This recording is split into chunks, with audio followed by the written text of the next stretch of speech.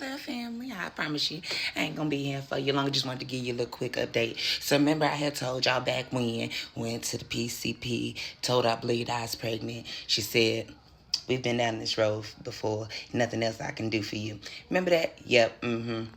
Then I went over to urgent care and I told them, look, I got a hormonal deficiency. Urine test won't work on the girl. And then they handed me a cup and told me go fill her up.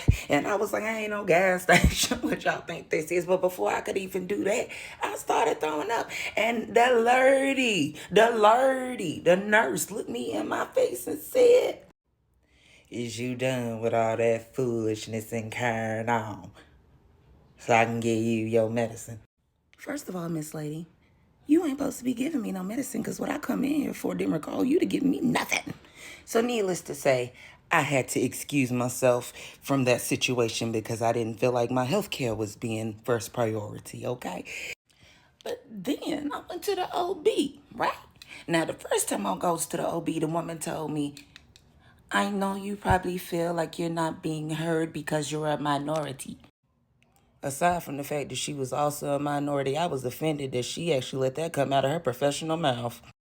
Needless to say, I was very disappointed. Then she gave me a urine test after once again I had told her and sent an email prior to stating urine test will not work on me because I have PCOS, and you can Google that. It will tell you on the Google for free 99 that urine test probably won't work. Do you know that lady looked me in all my eyes and said I could pay her another $75 and come back and get a blood test? But ma'am, why would I do that when I told you what the business was before I even got in my car? Yeah, I mean, like, make it make sense. If I was an ordinary patient, I probably would have just said okay and made another appointment. But I've been working in healthcare since I was 16 years old. That's 20 years. And I know that that's not accurate, ma'am. That's not how this works. So I said, ma'am, I can feel the baby's heartbeat. I have heart palpitations. I said, could you at least listen for the heartbeat? She told me she ain't have time. But if I paid her another $75, I could come back. So I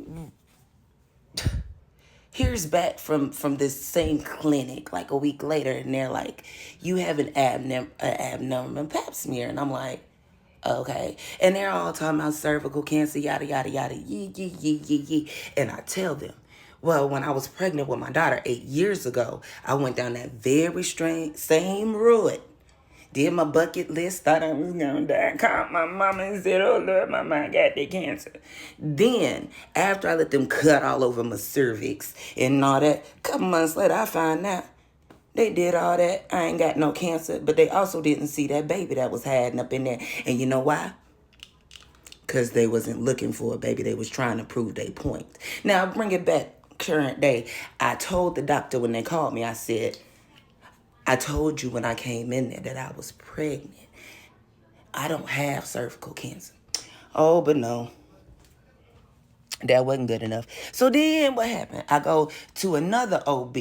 And this one was a man that my husband was with me, and he downright disrespected me. I sent him an email begging him to hear my heart because I am fighting for my baby's life. He looked me in my eye in front of my husband and said, what's your point? What don't you understand? So I walked out of there, had to excuse myself, and I talked to the clinic manager who did one thing that none of these people have done. Physically touch me. You hear me? Now, I done paid $25, $50, $65, and $75, but the clinic manager was the first person who touched my stomach. And she immediately said, that is not belly fat. To which I asked her, if it was cervical cancer, would my stomach look like this? And she said, no, it would not. I said, but I have been disrespected by your doctors in your clinic not once, but twice. Said all that to say last week I went to urgent care. Cried. cried, y'all, begged for help, told them that the baby is kicking. I just need you to hear me and help me, because at this point, I've not had any prenatal care because they are now trying to make me seem as if I'm a hypochondriac. The woman said, we don't do ultrasounds. I said, so urgent care does nothing urgent? Y'all just take blood work and send people back home? I could have went to LabCorp for that. So again, another doctor's appointment I left out of crying in tears. Still no help for me or my baby. Now, unless I'm mutating into a cow, I believe I got a baby that is about to pop up out this window in today now. Okay? So I just wanted to keep y'all up to speed with what's going on in here. I'm pretty sure I ain't mutating into a cow, but I'm telling y'all,